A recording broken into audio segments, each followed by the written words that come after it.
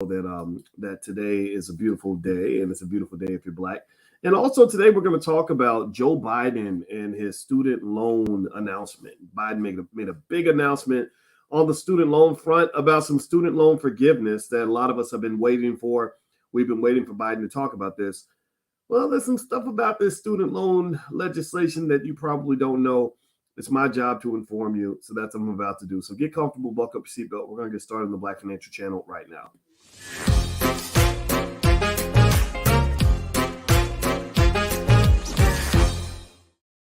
Hey, what's going on, guys? Welcome to the Black Financial Channel. That's theblackfinancialchannel.com. My name is Dr. Boyce Watkins. I'm your friendly neighborhood finance professor. On the Black Financial Channel, we talk about Black wealth and Black economics every single day, sometimes as much as 10 times a day under one condition. The condition is that we are Black first. Black first means we put our community at the top of our priority list, not at the bottom. Black first means we believe in Black wealth. We believe in buying Black. We believe in Black family. We love Black women. We love Black men. We educate our children, and we want our community to take the lead. If you agree with this philosophy, if this works for you, please put a hashtag B and the number one in the chat, hashtag B1 in the chat. All right. So, and also shout out your city. I see Carletta's out of Charleston, South Carolina, or Chatsworth, California. I'm sorry. I said Charleston, Chatsworth. Sorry about that. I see Sylvester out of Boston. Who else is here? I see Uncle Boyce. Hey, this is so confusing. Do I qualify or not? Yeah, we're going to talk about this in a second. And I will say hi to everybody on my Instagram also. What's up on Instagram? I may not be looking at you, but I'm definitely thinking about you. And my Instagram is The Real Boyce Watkins. So when you go to my Instagram, make sure you look for the blue check mark because there are a ton of fake Boyce Watkins pages out here apparently. And it's like a factory. They're putting them out there. And they inbox you and ask you for money. So I don't want you to get scammed. So if you see me on Instagram and I'm inboxing you, just know it's probably not me. It's definitely not me. I don't even have time for stuff like that. But also, if you could report those accounts and get those people banned, I'd appreciate that because I don't want anybody to get taken. All right, guys. So anyway, let's get started. Let me ask you, give me a yes or no. Pablo from New York City and Colonial from Bay Areas, the Bay Area, supermodel out of Houston. How many of you heard about Joe Biden's announcement today with student loans? Give me a yes or no if you heard about Joe Biden's big announcement. He made the announcement everybody was expecting. A lot of people expected him to do something on student loans, and he did. You know, he made this announcement, and it's. I feel bad. You know why I feel bad, Glenn? I feel bad right now because I'm about to hurt some of y'all's feelings, Alonzo and Wendy and Slim. I feel bad because I'm always the guy that's got to bring the bad news, and then you get labeled a hater. And I'm not trying to be a hater. I promise you I'm not. I woke up and I said, you know, I'm going to look at the bright side of everything. So I'm going to start with the bright side and say that Biden just forgave $10,000 worth of student loans. That's good. How many of y'all have student loans?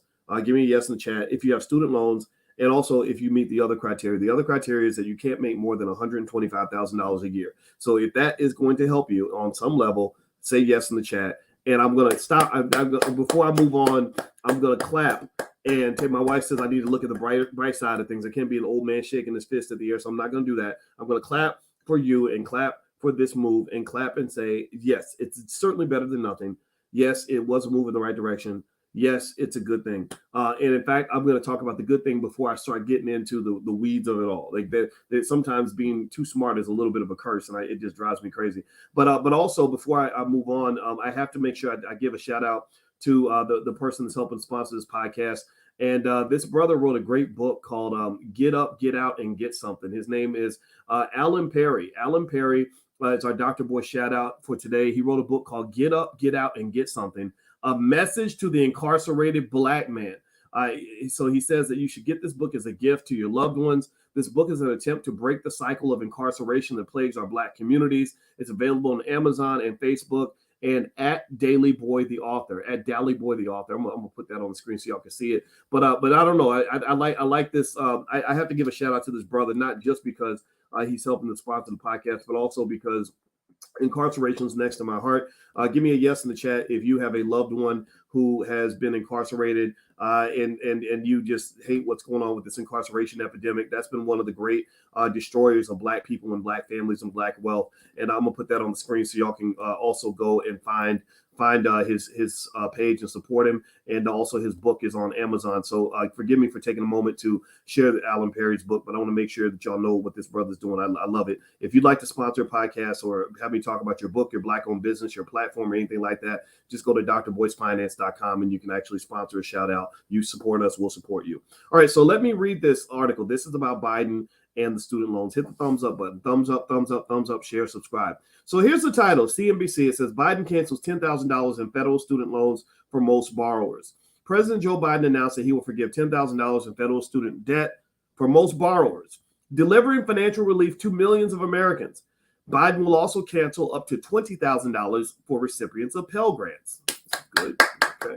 Nice. Hooray. Around 9 million borrowers could have their balances entirely cleared by Biden's plan. So it says here that Biden announced on Wednesday that he will, blah, blah, blah, blah, I already said that part. The relief will be limited to Americans earning under $125,000 or $250,000 for married couples or heads of households. The relief is also capped at the amount of the borrower's outstanding eligible debt. The president will also extend the payment pause on most federal student loans one final time through December 31st of 2022. In case you didn't know, the student loan payments were paused during the pandemic, and that's something that they've kept going for the last couple of years as it's kind of a relief measure. I'm not mad at that. All right, let's see here. It says around 9 million borrowers could have their entire balances cleared by Biden's plan, according to the higher education expert Mark Krentowitz. Biden's decision to move ahead with $10,000 in student debt cancellation for borrowers who are under $125,000 will cost about $250 billion, $244 billion to be exact. The unprecedented action by the White House of wiping out hundreds of billions of dollars in consumer debt follows years of advocacy pressure and recent months of heated debate among Biden administration officials. Those discussions centered on how student loan forgiveness might impact high inflation hitting Americans' wallets, the amount of student debt that would be canceled, and if the president even had the power to reduce people's balances without the legislative branch. So looming November midterm elections added pressure on the administration to arrive at a decision. Advocates have said that forgiving student debt will galvanize younger voters, among whom Biden has been losing popularity to the polls. Although the president has been pushed to cancel $50,000 or more per person, including by groups like the NAACP and Senate Majority Leader Chuck Schumer, he had repeatedly expressed reluctance to wipe out that much of the debt for all borrowers. Okay, so this is you see, student loans is kind of a big thing in my head for a few reasons. One, I had student debt. I think my wife did. I got to go ask her about it. I don't think she had a ton when we got married. I've been a college professor a long time, University of Kentucky, Indiana, Ohio State, etc. I've seen students in debt. At Syracuse University, for example, where the tuition, I think the full cost of a year at Syracuse now is about $73,000 a year. And it ain't, I'm sorry, I love you, Syracuse, but it ain't worth it. You shouldn't have to pay that much to go to college. And here's the deal. Here's what's interesting. I have students that I taught that at Syracuse in 2001, over 20 years ago, who are still in debt now. Still in debt, and in fact, in many cases, their balance of the debt is actually higher now than it was when they graduated, because a lot of us get in that state of just rigor mortis where you just can't, it's just sitting there. You're just looking at it. It's like this impossible thing. It's like being 800 pounds and thinking I'll never be a supermodel. So the student loan debt thing is also a big deal for me because we're Black. Most of you in here are Black. Give me a yes in the chat if you're Black. White people can listen as well, but just know we're Black first. But we don't hate anybody. We love you too. And so when you're Black, the student loan thing hits a little bit differently than if you're white. It hits differently because Black people don't have the same amount of money as white people. Black wealth is a fraction of white wealth. Black wealth has been going down while white wealth has been going up. Asian wealth has been going up. Black wealth just isn't going anywhere. And the problem is that when you have less wealth and you have no inheritance, how many of you, give me a yes in the chat if you had zero inheritance, if no one ever left you a house, left you a trust fund, left you some stocks, left you any assets whatsoever. This is the generational curse that we're breaking right now. I need you to break that generational curse. But really, give me a yes in the chat if you're in that category. So when you're in that category, what happens is that you have to take on debt in order to go to school. And so here's the issue, right? On one hand, you say, "Oh, this is so great. The debt is available to me. Thank you for offering me this loan that allows me to get this education that's so important for me." But here's the problem. Here's the problem. Universities understood the hustle. Universities understood. They said, "Oh, we're in a great position right now. We're in a position where we have a commodity that everyone believes that they have to have, and we can charge damn near anything because the Zaddy Bank is ready to write any check of any size that we require." So what you will find, and I'm gonna try to find a chart so y'all can see this, is that college tuition shot through the roof after these student loans were made available. College tuition, you think inflation is high? When do you see the cost of going to college? Inflation ain't got nothing on the cost of going to college. Really. So think about this, right? So this is the part that people don't understand. That making the debt available, and this is an economic phenomenon. This is what you might refer to in some cases as asset inflation. Whenever you increase the supply of money chasing after a limited commodity, then the price of that commodity goes through the roof. It goes crazy. So they were loaning you money to pay for something that was severely overpriced. Look at that tuition. I mean, insane, absolutely insane. In fact, some of y'all old heads in here, some of y'all over the age. How many of y'all over the age of 35? Give me a yes in the chat if you're over the age of 35. I'm 34 and a half, so I don't count. Or let's make it 27. I'll be 27 today. How many of you are over the age of 35 and willing to admit it? I'm messing with. I'm being silly. Seriously, okay. So a lot of you might remember a time when you could go to college and actually pay your way through college. Anybody remember that? Like you might have to hustle. I used to work at Arby's, and then I had a job sitting at the front desk at the University of Kentucky, where I would just sit there and do my homework. I had another job. Let's see, what was it? Oh, I worked at Hardee's, and I quit because the guy made me. Some crazy dude came in the bathroom on the weekend and vomited and took a crap all over the floor. And they said, "Boyce, go clean that up." I said, "I'm not cleaning. I'm not your shit cleaner. I'm not doing that." So I quit the job, and then I got scared because I didn't have any money. But I wasn't doing that. I don't regret it. And so that was how I was able to pay my way through college. Right? I didn't have all the money that I needed, but I was able to get some scholarships by working hard in school. I was able to save money from my job. I was able to do these little things that allowed me to literally go to the office and write checks to pay whatever balance was left over. That's really hard to do right now. That's really hard to do. There's a young lady I mentor by the name of El Shaddai, who's this awesome singer, and she went to USC in the music school. And when I saw how much it cost to attend USC, I almost freaked out. I think, what is the cost of attendance for USC? It's ridiculous. Let me see. I think she had to come up with something like, I want to say $80,000 a year or something. It was ridiculous. The cost of attendance. Okay, it says $63,000. That's just tuition. That's not room and board and everything else. So I'm going to say about $75,000 to $80,000. So a person who is just working a minimum wage job can't find a way to get that kind of money. And so ultimately, this is the transition that has occurred because of student loan debt.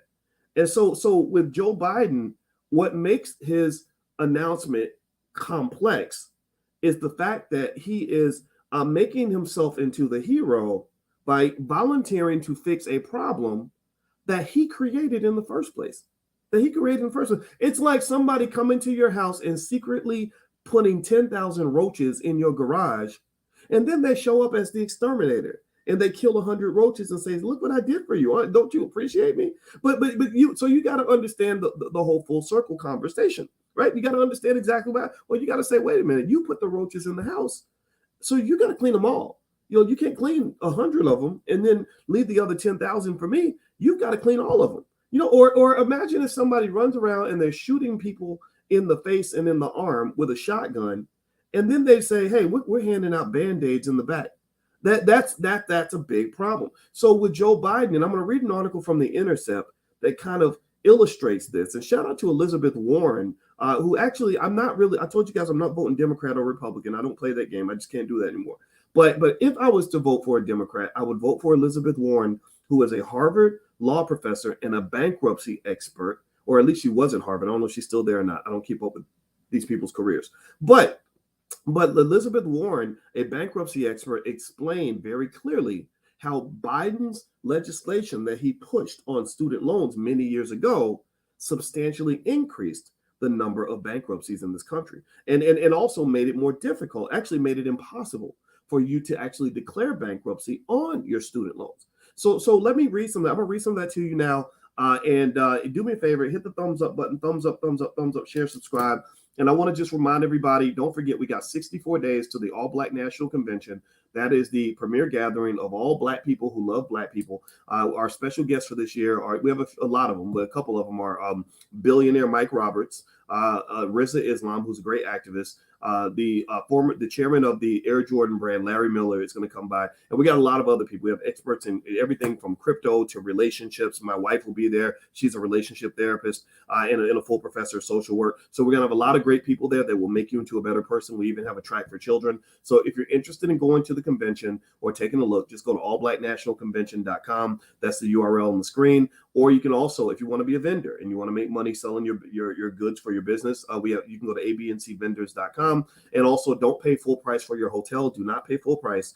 We get a big, massive discount for ABC attendees. So you can go to abnchotel.com, or it's all on the website if you want to go there. All right. So here's what The Intercept says about Biden's complex relationship with student loans. So what they say here is that Joe Biden played a central role in the creation of the student debt crisis that he and other candidates are now promising to fix.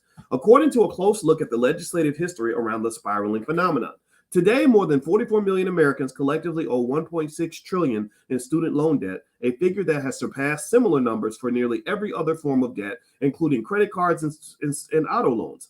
The issue of student loan debt has even radicalized a high-ranking Trump administration student loan official, A. Wayne Johnson, who resigned from Betsy DeVos's education department last October to launch a Senate campaign in Georgia centered on mass student loan forgiveness.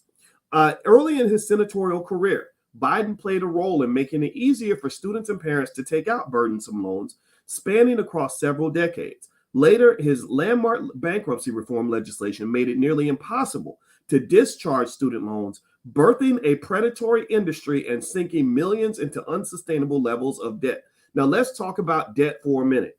How many of you believe that debt is bad? Or let's say, I want everybody to answer this question. Do you think, is debt bad or is debt good? Give me a bad or good. Everybody type bad or good in the chat, or you can type something else if you want to. So give me what do you think? Is debt bad or is it good? Do you think debt is bad or good? Give me a bad or good in the chat. Let me know. Okay, I see both. Not all debt. Okay, trick question. Okay, yep. William's so smart. I see Ladybug says good. I see bad from Charles. Okay, so debt it is complicated, right? Debt can be good or debt can be bad. Good debt is good. Bad debt is bad. So debt's like cholesterol. You got good cholesterol and bad cholesterol. Debt is actually not good or bad. It is powerful. Debt is like fire. Fire can be wonderful if it's keeping you warm and cooking your food, or it can be deadly if it burns you alive. A gun could be good if you need it, if you need to defend yourself or you're in a war or something like that. But guns can be bad if you shoot yourself in the leg. Right? So debt is very powerful. And the thing about debt is that when it's used in the right way, it can liberate the hell out of you. Elon Musk would not be the richest man on earth if it had not been his access to debt. If it had not been for him having access to debt, not only would he not be the richest person in the world, but if you took away his access to debt, he would go bankrupt immediately. Do you understand that if his creditors all backed out and stopped supporting him in Tesla and called in all their debt immediately, Elon Musk, the richest man on earth, would have to declare bankruptcy right away. Okay, so debt can be very liberating in that regard. But debt also has the power to make you into a slave.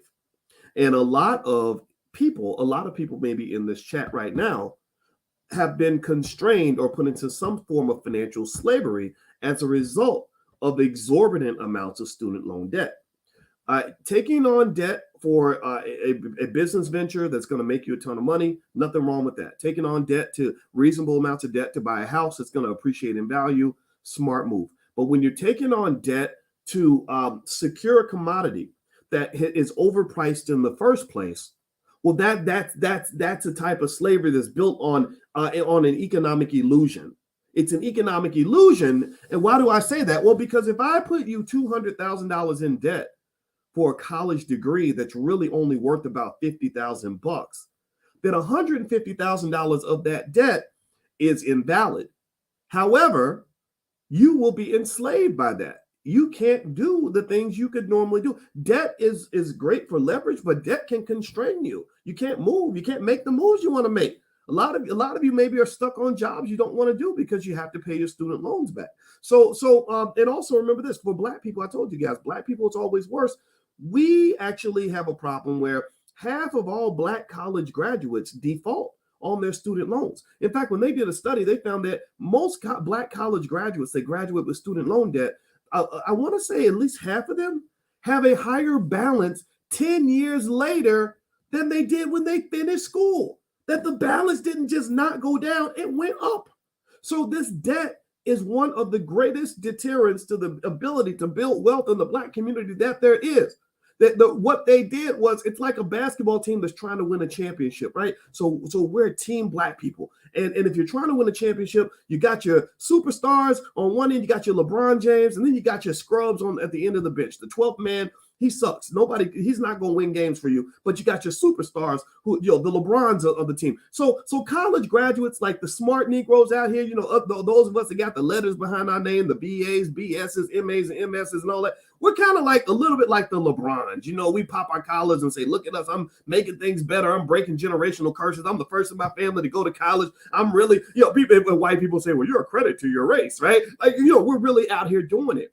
Right. And then the scrubs might be like not necessarily people that don't have education, because I don't think education is the same as knowledge. There are lots of people who have knowledge but don't have formal education. But at the same time, the scrubs might just be people that don't want to try, or people that are destructive, or people that you just kind of have to drag along because he's your cousin, but he's not actually helping the community because he's not even taking care of his kids. Right. So that would be the scrubs. So you're the superstars. Right. A lot of you are the hope for the future. You are the talented 10th.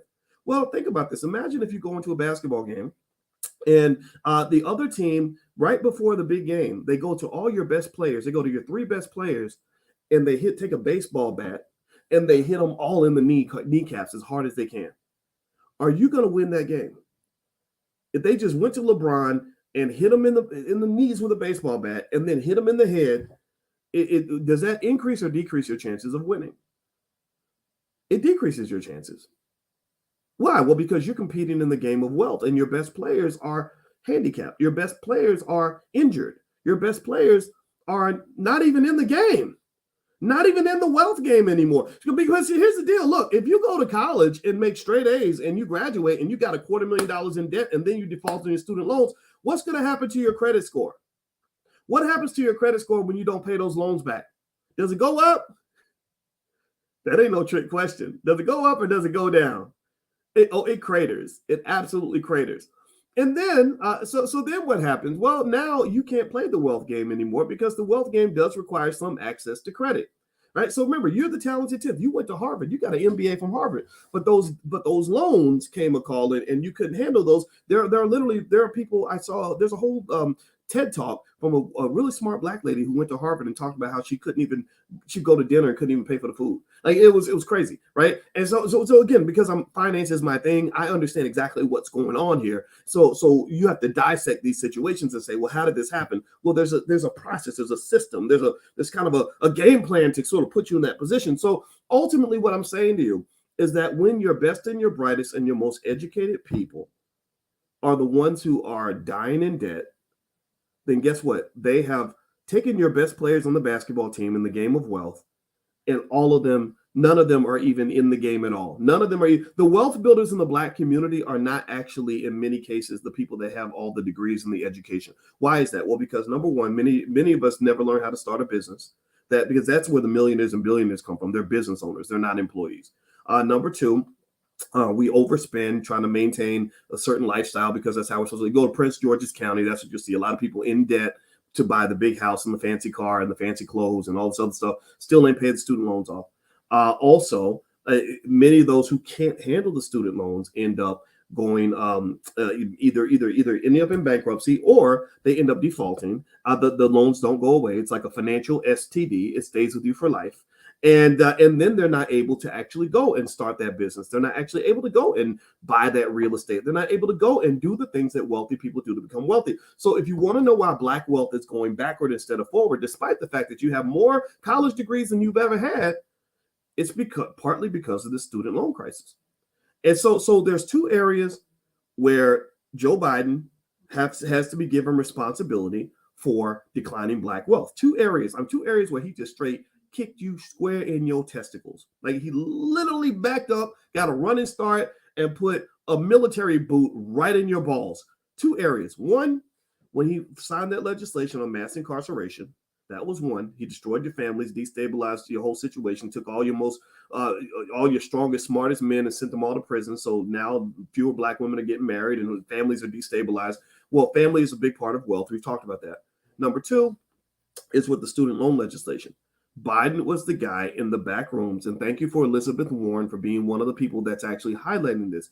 He was in the back rooms making deals, not on behalf of the American people. He was making deals on behalf of the corporations. And to some extent, that adds up because you can't get elected without that corporate money. You can't get elected without the support from these billionaires. So Biden, basically, I guess, in his service to the billionaires, said, okay, let me go ahead and slide this in the legislation that says that if you get all this debt, then we're going to let you get into debt, number one, which allows universities to increase the price of tuition. So you got to go into debt in order to pay the bill. And then two, we're going to trap you in that debt. So that becomes a debt trap. My friend, the Wall Street Trapper, might appreciate this. This is the trap. This is the student loan trap. A lot of you have fallen right into that trap. And I'm going to tell you, you can't be free. Black folks, we talk about freedom all the time and equality and freedom and all that. You can't be free if you're in the trap. So these corporate traps, these debt traps, these are traps that are set for you. And so this is what is leading me to have mixed feelings about the Biden student loan forgiveness issue, because in a way, it's like the drug dealer who gets the whole community hooked on crack and then gives away turkeys at Thanksgiving and thinks that all is forgiven. The turkeys you give away at Thanksgiving don't make up for the fact that you killed a bunch of children, that you got a bunch of mothers hooked on drugs, and that you've been terrorizing the whole community. One does not balance the other. Okay, so do me a favor, hit the thumbs up button, thumbs up, share, subscribe if you haven't done it yet. And I want to just also mention the person that's helping sponsor this podcast. This brother, he wrote a book.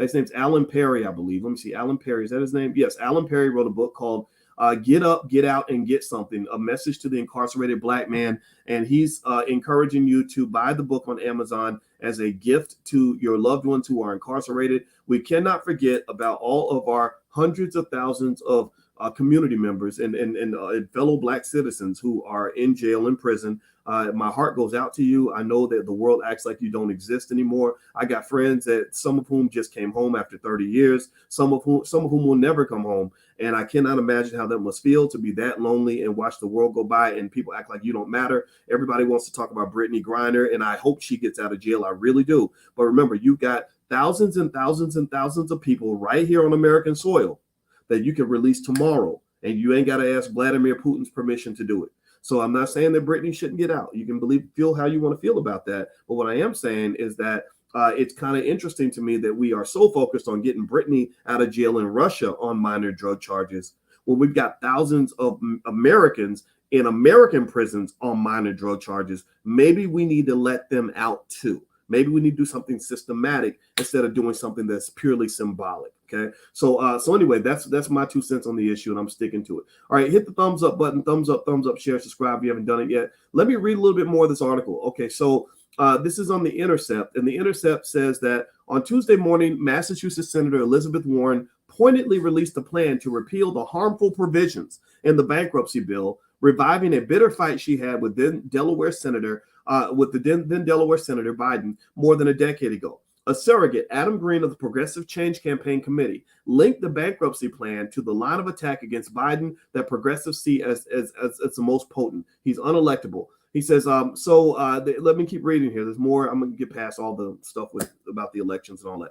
In 1978, Biden supported the Middle Income Student Assistance Act, which eliminated income restrictions on federal loans to expand eligibility to all students. That doesn't sound bad. That sounds pretty good, right?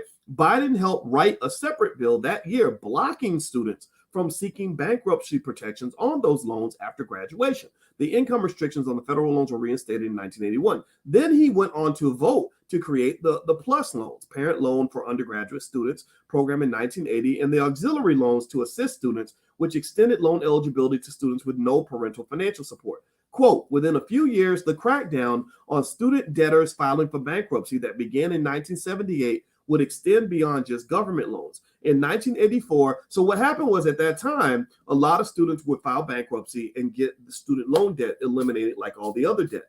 But what Biden and his friends decided to do was to change the law so these people could not file for bankruptcy anymore. And also so that they, in fact, it made it tougher to file Chapter 7 bankruptcy, which eliminates all your debts. Okay, so let me see here. All right, so the Delaware lawmaker, Biden, reprised his role as one of the party's top negotiators on a new legislative proposal. The International Business Times reported that, quote, under that bill, which was signed into law by President Ronald Reagan, bankruptcy exemptions were extended to non-higher education loans like those for vocational schools, according to the U.S. Department of Education. Though Biden ultimately missed the vote for the higher education amendments, he co-sponsored the legislation and said he would have voted for it if he could. Let's see here. So they said that it imposed new regulations that helped to fuel the development of lending industry giants like Sallie Mae by creating barriers to entry to smaller, newer companies wanting to enter the field. Quote, loosened loan eligibility requirements together with two new federal loan programs increased student borrowing from $1.8 billion in 1977 to $12 billion in 1989. Years later, as a senator from Delaware, Biden was one of the most enthusiastic supporters for the disastrous 2005 bankruptcy bill that made it nearly impossible for borrowers to reduce their student loan debt. The Bankruptcy Abuse Prevention and Consumer Protection Act raised the bar for families to pursue Chapter 7 bankruptcy protections. It overwhelmingly passed in the Senate at the end of the Clinton administration over the objections of Elizabeth Warren, then a bankruptcy expert who had tangled for years with Biden over this issue. She lobbied First Lady Hillary Clinton, who persuaded Bill Clinton to veto it. Biden came back to the legislation under the Bush administration. It passed the Senate in 2005 on a 74-25 vote, with most Democratic lawmakers, including then Senator Barack Obama, voting against it. Let's see, now Hillary Clinton voted for it. George W. Bush signed it into law, and private student loan debt skyrocketed in the wake of its passage. The total amount of private student loan debt more than doubled between 2005 and 2011, growing from $55.9 billion to $140.2 billion, according to the Consumer Financial Protection Bureau. So what is this saying? What is this saying? What it's saying is that, that basically it allowed a lot of borrowing to happen, and on the surface, it seems like it's a good thing, right? They loosened the requirements. They said, hey, look, anybody can borrow to go to school. In fact, we don't have income caps. There's nothing there that will stop you from getting the debt that you need to go to school. That's good on the surface. But the problem is that if all this debt's available, that's going to push up the price of tuition, because universities are gangster with it. Let me give you some examples. Give me a yes or no. I want you. So here's what I want you to do. I want you to think about a campus that you have in your city, or some university. If you live in Philly, maybe you got University of Pennsylvania, stuff like that. There. If you live in LA, you got USC. I want you to really imagine any campus that is pretty popular in your city or in your state. And I want you to notice this. If you drive by there, I want you to notice how many construction projects are happening on those campuses, how many new buildings they're building, how many communities, how much property they're buying in the area. A lot of these universities are surrounded by Black neighborhoods. USC is in the hood. Yale is in the hood. Syracuse University, where I used to teach, is in the hood. So what they do to protect their students from the hood is they go out and they buy just hundreds and hundreds of acres at a time, maybe thousands, and they just buying up your grandma's house. They're buying up these neighborhoods that used to be Black. So they've literally got so much money and so much extra cash. Remember, they're not, a lot of them are nonprofits, so they got to spend this money. So they literally got so much extra cash that they're looking for ways to spend this money. They hire tons of administrators that they don't need. They're like Johns Hopkins. There you go, Temple in the hood. They're all going out and just buying all this black-owned property because they literally have so much money to burn. And why do they have money to burn? Well, because when all this debt was made available, and they only had, a certain number of students they were going to accept, they said, okay, well, let's just keep increasing the price of tuition, because if you're an 18-year-old and somebody told you from birth that you have to go to college, that college is mandatory, well, then you're going to sign on the dotted line to pay any price that they get you to agree to, because you're 18 and you just don't know anyway. You're 18. You're like, I'll pay it when I'm 40 or 35. I'll be really old by then, right? And so you're not even thinking about that. I mean, the idea of giving an 18-year-old the ability to go borrow $200,000 or $300,000 is insane. First of all, and that's just crazy. And what's also interesting, once you pay attention, the way the system kind of works is they'll loan you all the money in the world to buy, shit that isn't going to actually help you increase your wealth. Like they'll loan you money all day to go get another degree. Not that degrees are bad. I'm not hating the idea of going to school. We're all educated in this house, so don't think I'm making fun of education. If I'm making fun of you, I'm making fun of myself, because I have a ton of education. Okay. The other thing is, they'll also loan you money to go buy a car. Bad credit don't matter. They just jack up the interest rate. They'll loan you all kinds of money to get that car. But try to go to the bank and get a loan to start a business. Try to go get, or if you've been paying your rent on time, think about this. This is crazy, right? You've been paying your rent on time for the last 10 years. The amount you pay in rent is higher than the mortgage of the house that you're living in, that you're literally paying your landlord's mortgage, but yet you still go to the bank and try to get a loan to actually own property, and they tell you don't qualify for the loan. That is the most ridiculous backward thing I've ever seen. That literally you've proven you can pay a mortgage because you pay your rent every month, but yet they still claim that you can't qualify. So there are lots of loans available for you to do ridiculous things. Or if you go to a department store, they're always happy to give you like a card so you can go shop at Macy's or Target or whatever, right? So this is kind of the nature of Americanized consumerism, and this is the trap I want y'all to fall out of. Right? A lot of the economy that works for rich people like me and some of you in here, I'm not gonna lie, I'm not broke, I'm not poor, right? I do well because I understand this system, and I want you to understand it too. A lot of this wealth that gets built by the investors and whatever comes from the fact that they've trained certain people in this society to be just consumers till the death. They've trained, they say, look, if you run out of money, think about this, inflation's going up, wages are remaining flat, how are you still affording that lifestyle? Well, then they say, oh, well, here's some debt that will allow you to afford that lifestyle because you feel like you have to have it. So then next thing you know, you're in the debt trap because you're buried in debt.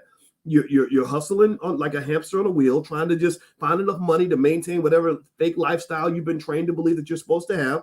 And it makes corporations rich. Okay. So what I want you to do is I want you to get off the hamster wheel. I need you to get off the damn hamster wheel. If you can't buy it with cash, I think it's okay to say, I don't want to buy it. I can't afford it. I don't need it. You're spending all this money trying to impress people who don't even matter, people who don't even like you. Why are you trying to impress a damn stranger? Me and my wife, you know what? We have the nice stuff that we like. We get the stuff that we want, but we don't give a damn. I don't give a damn what you think about my car. I don't care what you think about my house. I like my house. I like my car. I'm comfortable in my car. I am not buying a car so that I can drive by your house and have you like admire me. Why do I care about that? Seriously. So what I'm saying is that this student loan thing, let me calm down. This student loan thing to me is yet part of that whole sort of dark side of capitalism. Okay. Biden, I'm not telling you not to vote for him. If he's your best option and you like the guy, then go for it.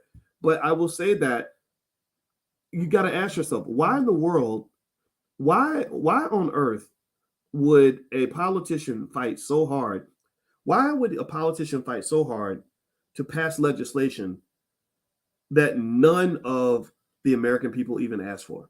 Seriously, I mean, give me a yes or no. Give me a yes or no. How many of you would have, like, if somebody said we're going to have a rally and a march so that we can make it illegal for consumers to declare bankruptcy on their student loans, How many of you would even consider showing up to a rally like that? How many of you would fight your senator or your representative to get them to pass a law that says that you can't declare bankruptcy on your student loans? Would anybody do that? No, you wouldn't. That would be crazy. Why would so the American people didn't ask for this. The American people did not ask for Biden and his buddies to pass these laws that were preventing consumers from declaring bankruptcy on their loans. This was the corporations. These are the people that actually paid the bills for the campaign, who came in and said, okay, we need you to do us a favor. We need you to help us make more money.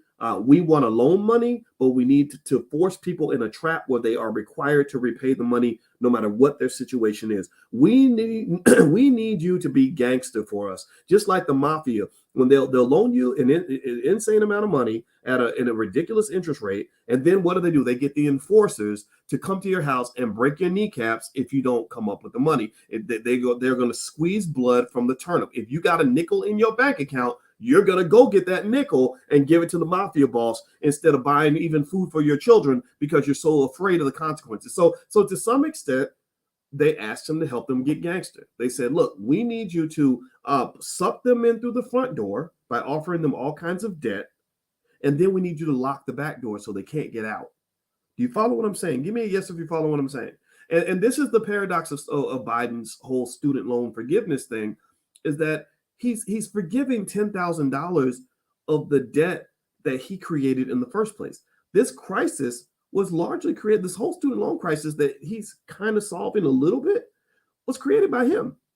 You know, again, if I'm running around and I'm shooting people in the face, and then I say, oh, by the way, I'm handing out Band-Aids for anybody who got shot in the face and wants to get better.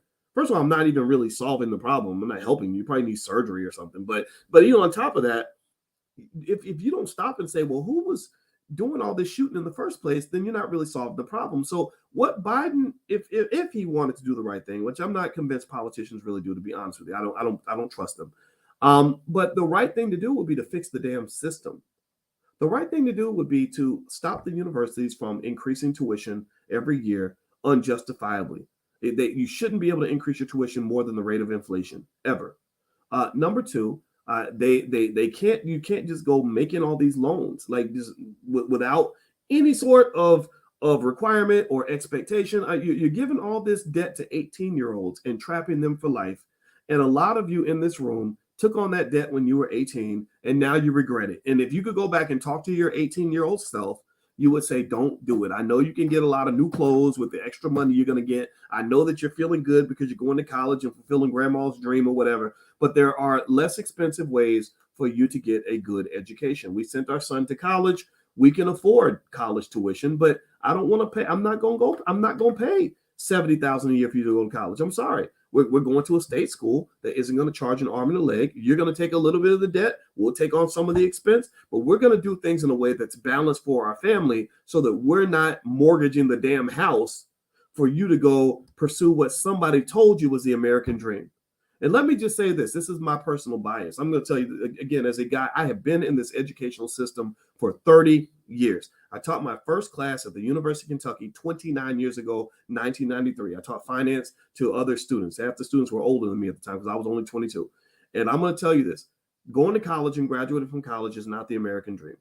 It's not. It's nice. It's cool. It's fun. College is great. You can learn a thing or two if you pick the right major. College can be extremely beneficial for your life. I'm not taking anything away from that at all. This is not anti-college. First book I ever wrote was called Everything You Ever Want to Know About College. So if you want to learn how to make straight A's and you got a kid going to college, get that book. It'll help them a lot. However, when I look back on life, what I realize is that the American dream, for me as a Black man anyway, and for the Black people that are in this room, is to figure out what really is going to give us the things that we desire. What are the things that we desire? Well, we talk a lot about things like freedom, and we talk about things like wealth, and sometimes we even talk about things like equality. I don't care so much about equality. I want you to win. I don't want you to be equal to anybody. I want you to be on top. Okay, so I'm gonna throw equality out the door. But let's talk about freedom and wealth. Freedom, it means doing what you want to do. So if you are in debt traps, you're not free. You don't have freedom. You want to quit the job, you can't quit because you don't have the assets and the resources to do it. So ultimately, if you go to college and you don't do it right, it won't increase your freedom. It will actually reduce your freedom.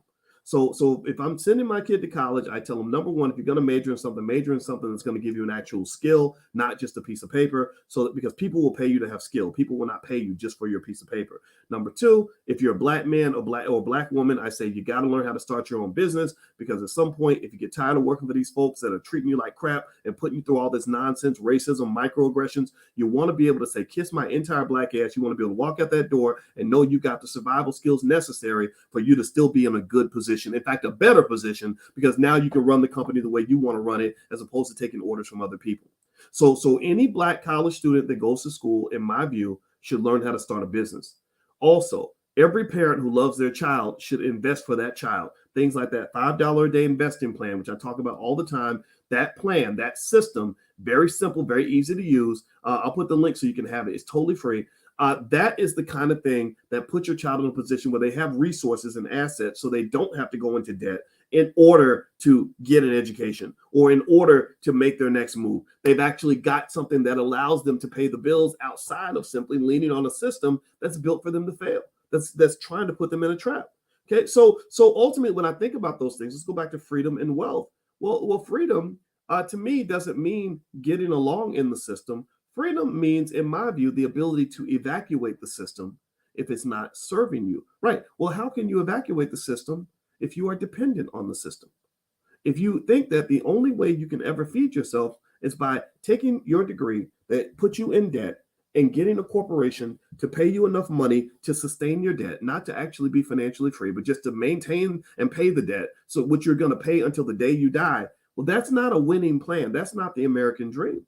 So wealth, what is wealth? Wealth means having a positive net worth. That means all your assets minus all your liabilities is a positive number. So if your debt is here, but your assets are here, because you've never been trained to own assets, you've only been trained to collect degrees. If your debt is here and your assets are here, then you have a negative net worth, which means you've not achieved either of the goals that I mentioned. You've not achieved freedom and you've not achieved wealth. That debt goes with you to the grave. And then on top of that, you have not added into black wealth in a positive way. You've actually only taken away from black wealth. You've caused the team to go backward. Right? So ultimately, what I'm saying to you is that the American dream for black people has to be one where we make our own rules.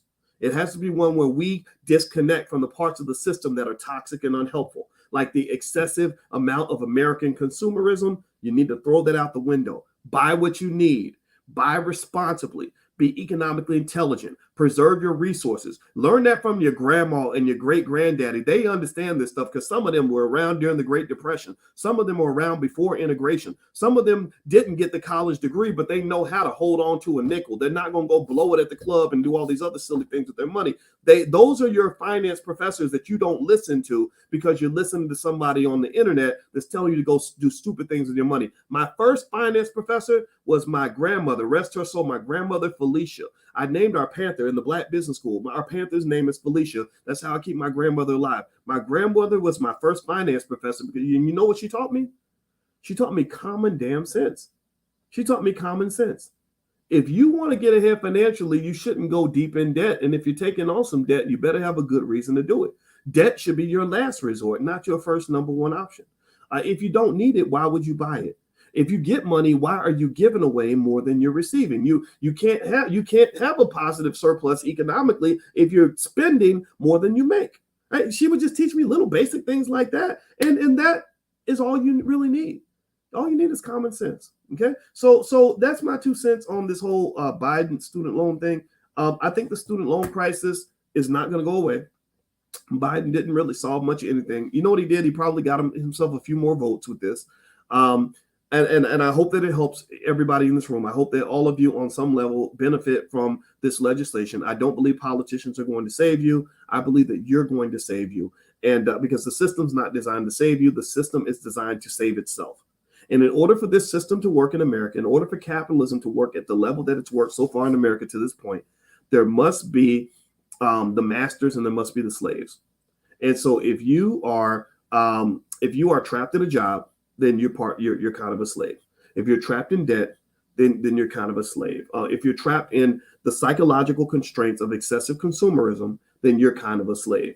And what's happening is that the work of the slaves ends up benefiting the slave masters. That's why you have a country where inflation is sky high, the price of everything's going up. Only 10% of all houses right now cost less than $300,000. But the rich are getting richer every single day because they're not on the lower decks of the Titanic. They're on the upper decks. So I need you to teach your children to be on the upper decks of this damn thing instead of being on the bottom deck. And you are kind of riding the Titanic because this system will ultimately cause serious problems in America. In fact, if you look at the national debt level and what happened to national debt during the pandemic, it'll make you almost want to throw up. So economically speaking, if you want my 2 cents, America's headed to hell in a handbasket in terms of what we're doing financially, but that's not your problem necessarily right away. Your bigger issue, in my view, is that if you want to benefit your family, if you want to build wealth, you got to get off the grid and write your own textbook. You cannot follow what people tell you to do, or it's going to cause you to fail. Okay. All right. So I hope that this was helpful to you. I hope this conversation benefited you. I want to give thanks again to the brother that sponsored the podcast today, the brother who wrote the book, Get Up, Get Out, and Get Something, which is a message to the incarcerated Black man. It's available on Amazon. The book's called Get Up, Get Out, and Get Something. And also you can follow the brother at, let me put his Instagram up here so you can check him out. The Dally Boy, the author. So go support the brother. Go get a copy of the book if you have anybody that you know who can benefit from the message, because we have to remember our incarcerated loved ones. Also, another reminder, my website's boycewatkins.com. If you want to go check out some of the stuff that we're doing every week in the Black Business School. As you know, we meet for our Prime program each week, which is basically how to generate consistent income by selling stock options. We love to do that kind of stuff. So feel free to go to boycewatkins.com to learn more about that. Last but not least, don't forget the All Black National Convention is happening in Charlotte, North Carolina. It's going to be October 28th through the 30th. We're going to literally cover everything from crypto to politics to stock market investing to relationships. We got experts from all different backgrounds, but most importantly, it's a great networking experience. We want you to bring your kids. We have a whole educational track for children. If you'd like to learn more, go to allblacknationalconvention.com. All right, guys, well, I'm out of here. I hope you have a great day. God bless you, and let's go build some wealth. Talk to you soon. Peace.